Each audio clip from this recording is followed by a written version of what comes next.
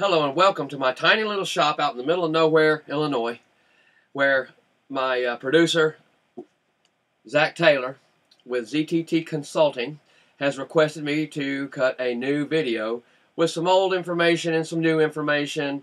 And we want to cut this in lieu of the fact that this weekend truly begins a new chapter in this Lost Tomb episode, because the History Channel is coming to cut a documentary this weekend, and they're going to film here on our site, and it looks like they're going to be able to do some filming at the actual site where we believe this tomb is located. And I want to go in first of all and explain this book right here, Mystery Cave of Many Faces, written by Fred Reed-Holm and Russell Burroughs. And this book details Russell Burroughs rediscovering a cave. Russell Burroughs never discovered anything, which we'll get to in a minute. But the two chapters in here that are most important are chapter 16 and chapter 58, where he describes finding these crypts buried in the ground, and the chapter 58 is where he explores the main crypt. And in that description, he says he came across a solid gold sarcophagus with some ancient king buried in it. Well, that narrows it down. There aren't too many ancient kings that are buried in a solid gold sarcophagus. And there's not too many ancient stemas or mausoleums that have 13 people and one woman buried in them. So most of the book is poppycock, but it is available as an ebook at our website, www.alexanderhelios.com. We are also on Facebook. While I'm here mentioning our websites, IllinoisCaves.com is our main website, and we are on Facebook as The Illinois Caves.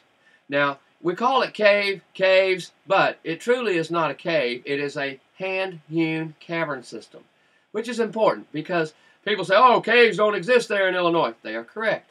This was carved out of sandstone. You have to have limestone to have a natural cave. This is sandstone. Now, there's like one or two instances in the world where sandstone does have a cave in it, but it's not here. Trust me. So anyway, the rest of the book, like I say, is pretty much rubbish, but those two chapters are undeniable.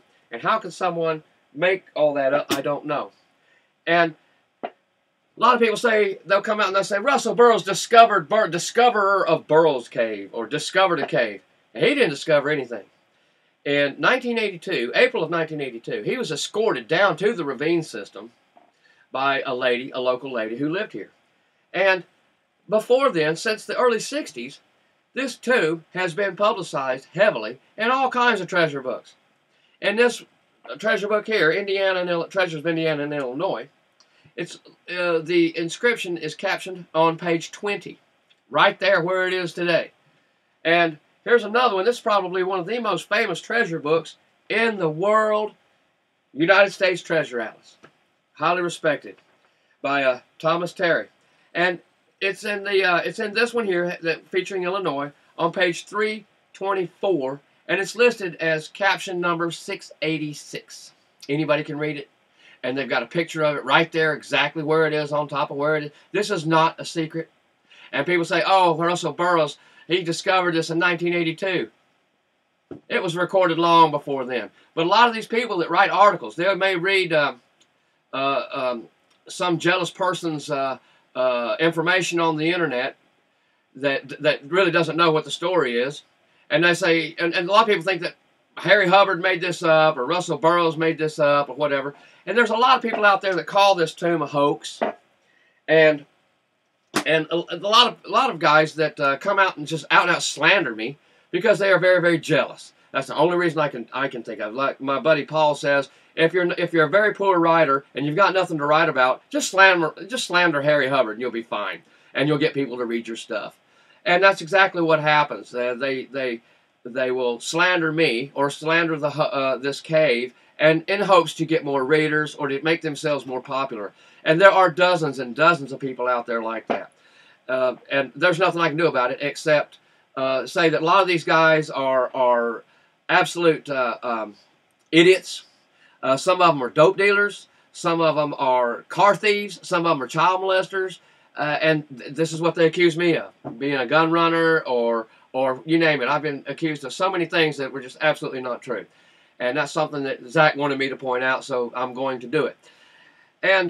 But with all this, I want to point out that this tomb here in Marion County, Illinois, is by far the most documented discovery in the history of man.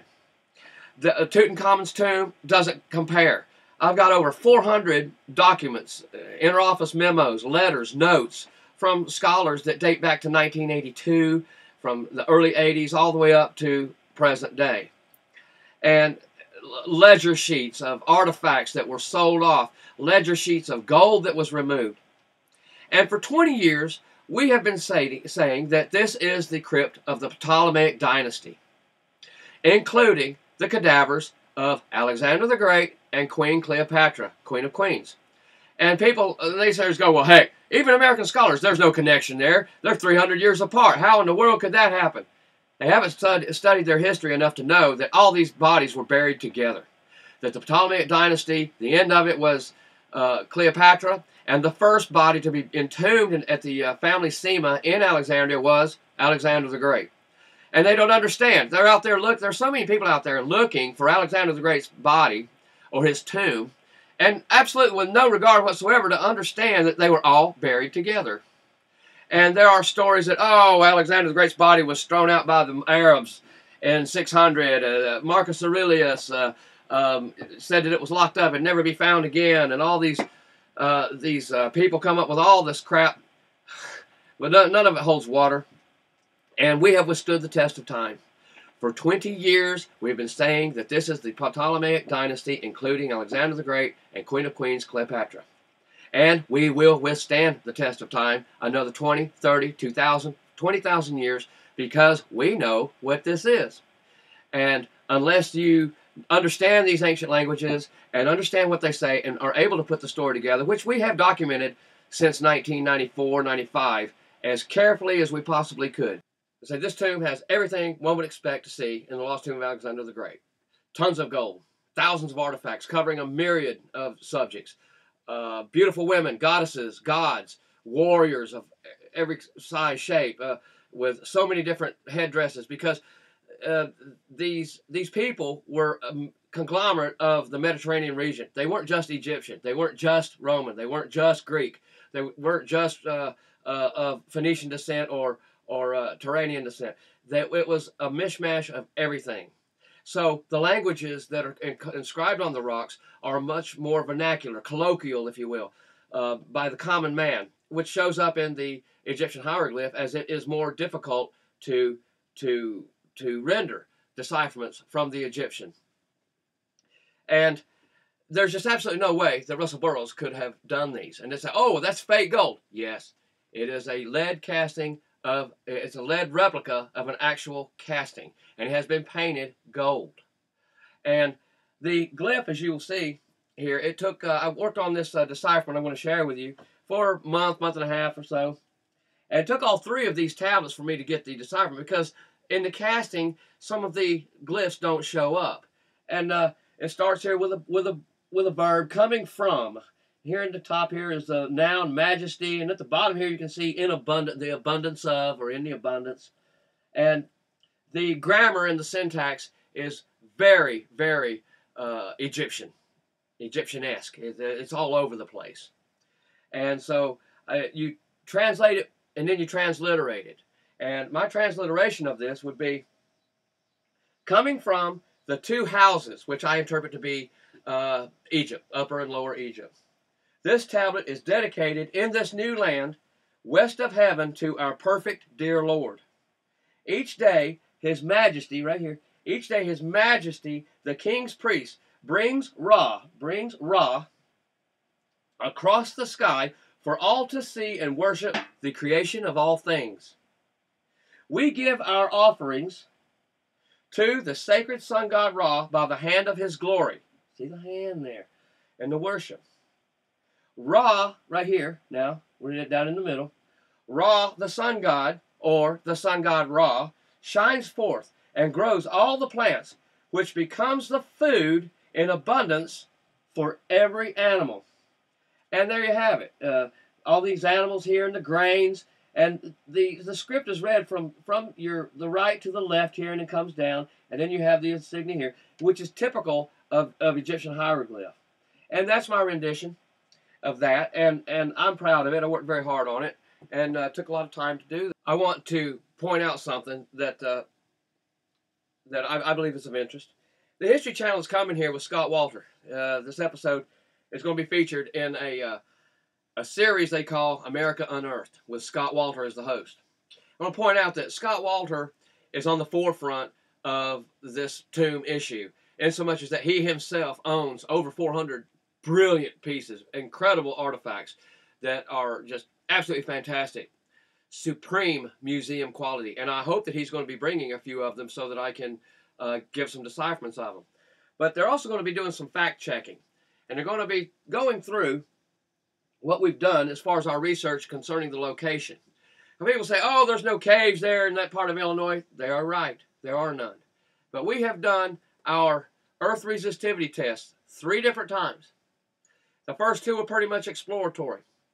Once we had a fixation on the point of the target, we did a concentrated effort to locate the tombs, or the caverns. And there's 2 ravines in this area. And we've always figured if we got something in one, we should have something in the other ravine, which is about 700 feet away. And that's pretty much what we have. In one ravine, there is clearly a cavern system. And in the other ravine, there appears to be a large room underneath the ground, 9 to 12 feet on both of the ravines. And that's what these do. That's what this shows, is that we have this tomb underneath the ground in this area. And this is one of the issues that the History Channel wants to fact check us on, is our homework, to see that we have actually discovered where this lost tomb was. Because Russell Burroughs doesn't want to tell anyone. He has desecrated an ancient tomb. The chances are he has destroyed a lot that was in it. And we don't know how much damage has been done. We do know that several $1 million worth of gold have been removed. I believe that last tally was 7.3 million, and that was back in the late 80s. So, gosh, what would that be worth today? And like I say, these artifacts are absolutely priceless. The artifacts themselves are of several different compositions, everything from sandstone to a mudstone to fossilized dolomite, marbles, beautiful Carrara marbles pieces, and just all kinds of wonderful, beautiful stones that actually are fluorescent, phosphorescent.